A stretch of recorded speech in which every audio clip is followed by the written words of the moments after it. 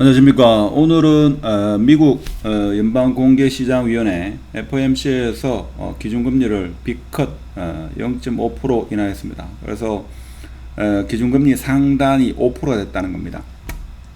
그것보다 더 중요한 사실은 예측하기를 25년도 앞으로 한 1년 뒤쯤이 되면 한 3.5% 내지는 3% 정도의 미국의 기준금리 상단이 될 것이다 하는 게 예측이죠. 자, 그렇게 되면 우리나라도 적어도 지금 상황에서 1%에서 한 2% 정도는 하락할 것이다. 자, 그렇게 되면 집값이 다시 상승하는 그런 상황이 재현되지 않을까라는 언론 기사도 있습니다.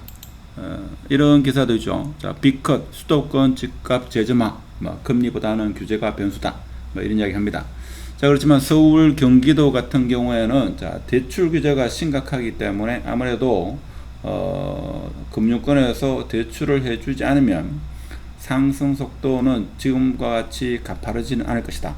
자, 근데 이 B컷의 영향이 지방에는 영향이 있을 것이다. 그래서 오늘은 수성구 아파트 중에서 좀 저평가 아파트가 어딜까?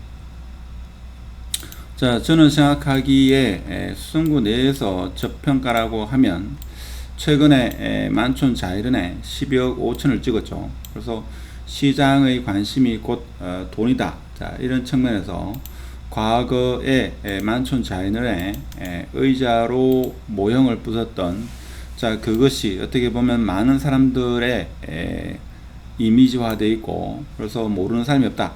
그래서 아무래도 신축 중에서도 학군이 가장 궁극적으로는 신축도 시간이 지나면 구축이 되고, 그럼 신축 중에서 가장 인기 있는 지역은 어딜까?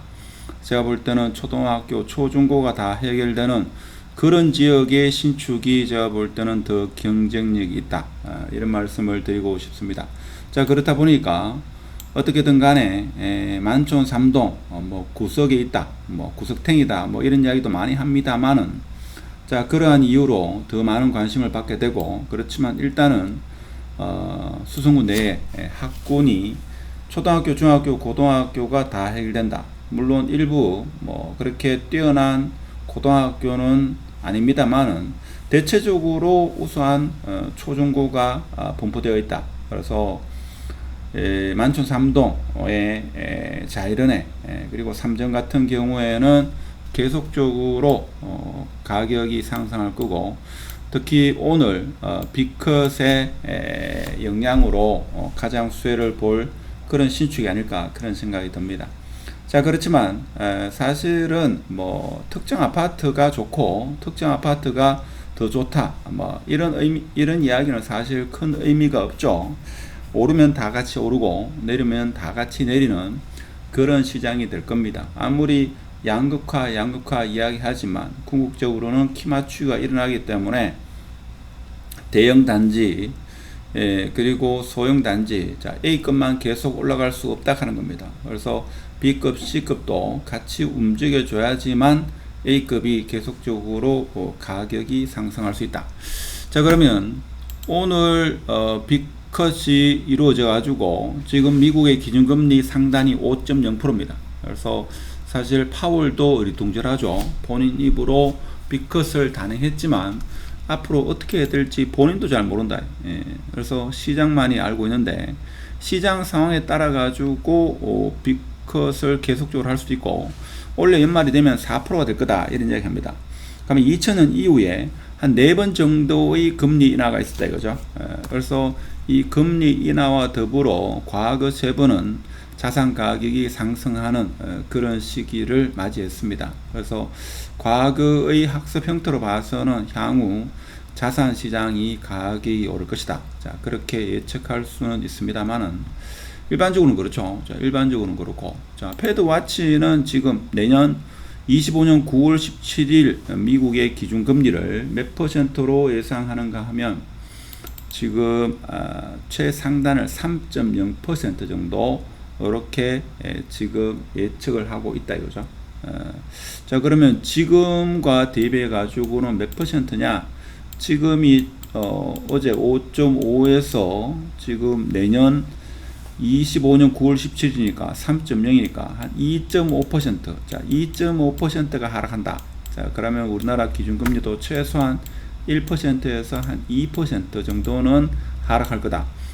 그러면 지금 우리나라 기준금리가 3.5%니까 적어도 1년 뒤가 되면 한 1.5에서 2.5 요 사이는 될 거다 그런 겁니다. 그러면 아무래도 대출금리는 좀 지금보다는 훨씬 여러모로 금리가 낮아진 그런 상황이 되지 않겠나 그런 생각을 해봅니다. 그래서 수성구 특히 타구도 영향이 있겠습니다만은 특히 수성구는 입주 물량이 이제 올 연말을 기점으로 거의 없다시피 하니까 수성구가 가장 크게 반응하지 않을까. 그 중에서도 학군지가 있는 그런 신축, 물론 준신축, 구축 모두 영향을 받지 않겠나. 자, 이런 생각을 해봅니다.